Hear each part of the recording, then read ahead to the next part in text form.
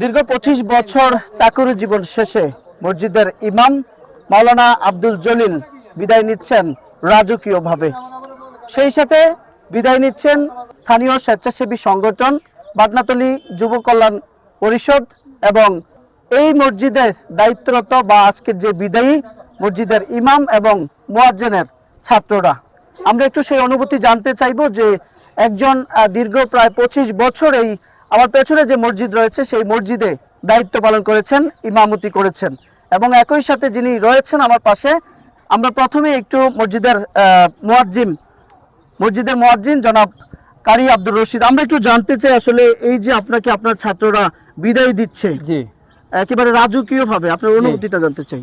আমার ছাত্ররা এবং অত্র যুব কল্যাণ পরিষদের পক্ষ থেকে যে আয়োজন করেছে আমার জন্য, এর জন্য খুবই আমি আনন্দিত এবং গর্বিত এবং আমি তাদেরকে জানাই আন্তরিক শুভেচ্ছা এবং ধন্যবাদ। আমরা একটু মসজিদের ইমামের সাথে কথা বলার চেষ্টা করব। সেই বিদায় লগ্ন আমরা একটু জানতে চাই, আসলে দীর্ঘ 25 বছর আপনি ইমামতি করেছেন এই মসজিদে, রাজকীয়ভাবে আপনাকে বিদায় দেওয়া হচ্ছে। আমরা দেখতে পাচ্ছি সুসজ্জিত গাড়ি, সেই সাথে এলাকার মুসল্লি যারা রয়েছেন সবাই আপনাকে ফুলের মালা দিয়ে বরণ করে একেবারে রাজকীয়ভাবে বিদায় দিচ্ছে, এই অনুভূতিটা কেমন?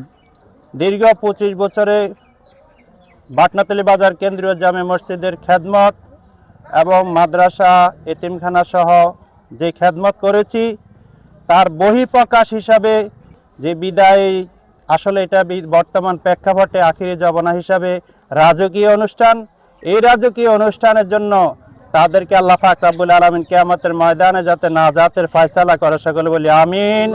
এবং এভাবে আল্লাহর জমিনের উপরে আকাশের নিচে যত মসজিদ রয়েছে, যারা ইমাম এবং খতিবের এবং মুয়াজ্জিনের দায়িত্ব থাকবে, বিদায় লগ্নে যাতে এভাবে এটা চিরস্মরণীয় হয়ে এটাকে ফলো করে যাবে, এইভাবে বিদায় দেয়, এটা আমার অনুরোধ রইল।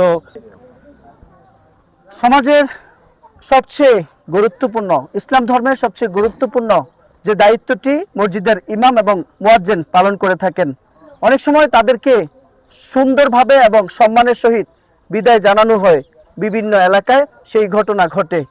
আবার এর ব্যতিক্রমও রয়েছে বিভিন্ন এলাকায়। ইসলাম ধর্মের সমাজের এই গুরুত্বপূর্ণ পদে যারা চাকরি করেন তাদের বিদায় যেন সুন্দর সম্মানের হয়, এই প্রত্যাশা সকলের। খাগড়াছড়ির মানিকচুরি থেকে মোহাম্মদ রবিউল হোসেন, বৈশাখী সংবাদ।